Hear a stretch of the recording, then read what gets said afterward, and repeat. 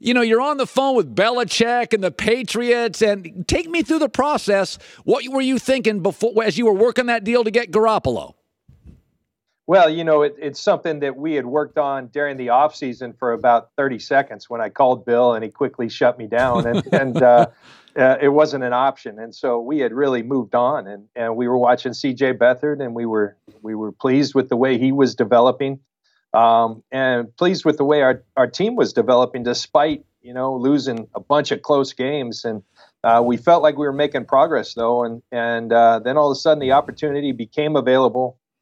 And it took us, Kyle and I, about 10 minutes to decide that this was the thing to do. And he's a guy that Kyle studied a lot coming out of Eastern Illinois. I had watched the limited film there was and really was a fan. And it's hard not to be. You watch his skills. You take a little bit of leap of faith on everything else and the fact that there isn't a huge sample size. But what we saw, we really liked. And then you listen to Bill and everybody at New England who talks about the guy. And I can tell you that it's all been better than advertised since we've had an opportunity to work with him. Was there a first practice? Was there a moment early when he got into your camp and building? Did you notice something maybe that wasn't football, work habits? I mean, when did it click for you initially and you went, yeah, we made the right decision?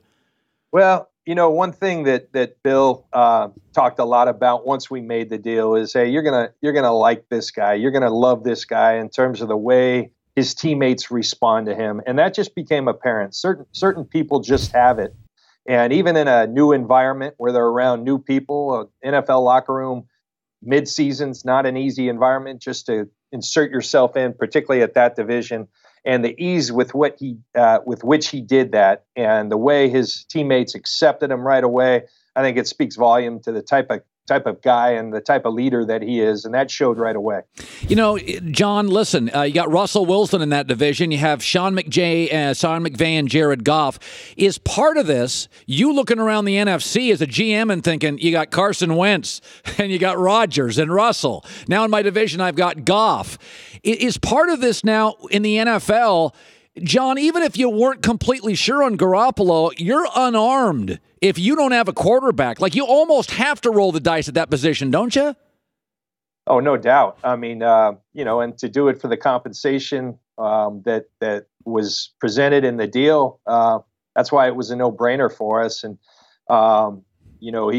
he's looking pretty darn good thus far. And, it frees you up in the draft to go focus on building your team around him. And that's something we're very much looking forward to doing.